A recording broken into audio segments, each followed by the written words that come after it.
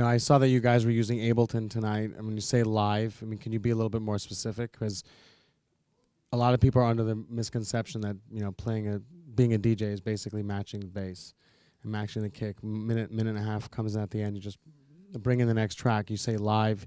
You say Elvis Presley. You say a lot of nice things, but our audience really needs to understand more about what that means. And I guess what I'm trying to say is I'm trying to let people understand that you guys are artists, and what you do is very complex, and you really have to understand the music, know the tracks, spend a lot of time doing it, and really be devoted to what it is that you guys have a passion for in order to produce the kind of things that make me bounce.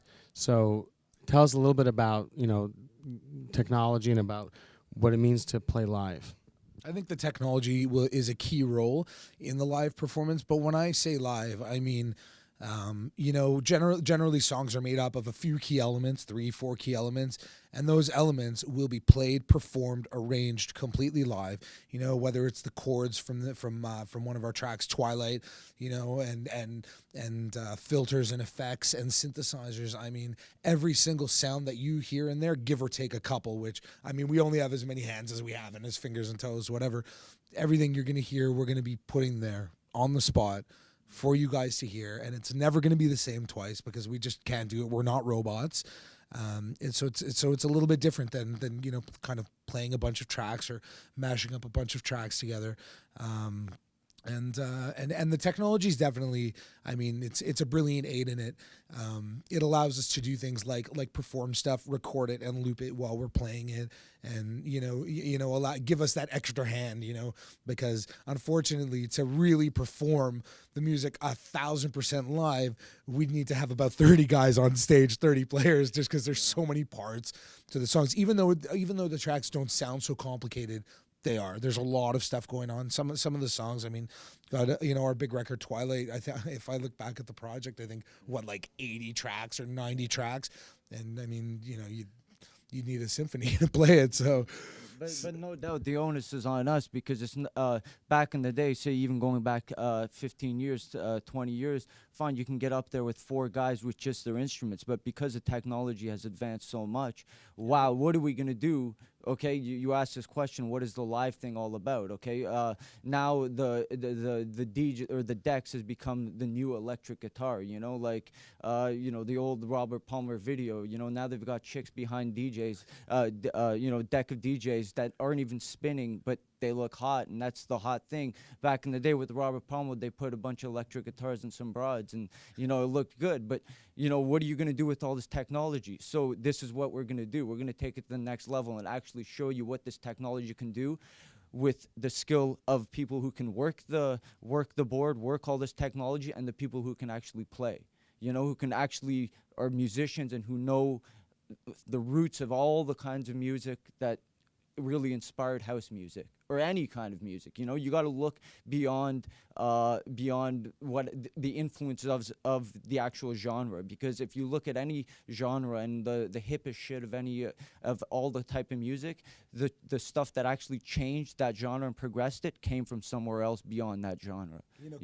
Can I interject for a second? It's really funny that you say that, because me and Soha will be working in the studio, and he's so well versed on rhythms from so many different countries and different origins, and so we'll be working on a progressive house track, a remix, let's say, and I'll put in a synth line, and he'll be like, dude, that's a samba line, and it doesn't sound anything like samba, but understanding the roots of the rhythms and how they interact with the rhythms. So like he said, guys who know how to play, guys who understand the roots of where all the sounds are coming from, where all the rhythms are coming from.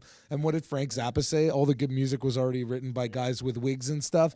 So we're not reinventing anything, but we definitely want good players to be able to pull out what we're trying to do here. But that's the thing is, with just the two of us, like I said, there's 30 years of experience, and I mean, we know our shit, man, and so far it's working, and hopefully we can, with just the talent in this room, we can just, try to keep the numbers down, but we both love vibing off other people, so.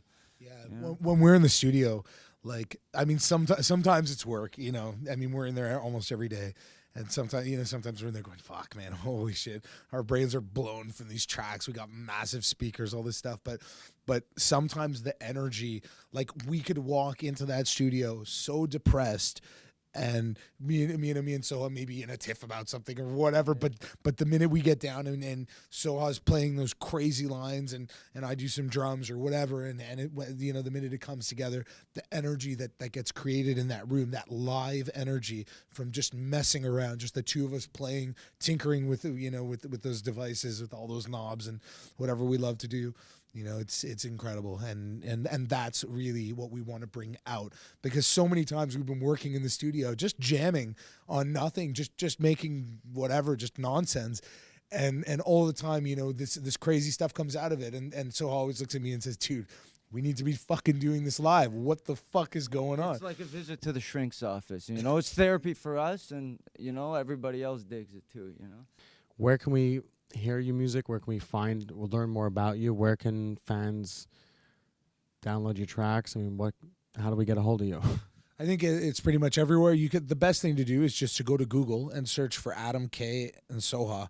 You'll find a lot of our stuff, and we'll be introducing, like I said, a new project with a new name, and we'll put our names behind it. So, you know, you guys will be able to find everything with our names. Go to YouTube, Adam K SOHA. Go to Beatport, Adam K SOHA. iTunes, Adam K SOHA.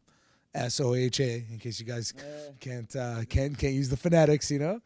This is what we call free promotion. Please keep going. Hold on, and in case I didn't mention, it's SOHA and Adam. Well, we're going to wrap up. I mean, we have to all go, but it was really cool meeting you guys. Thank you very much for the entertainment tonight, and we really look forward to seeing a lot of things from you.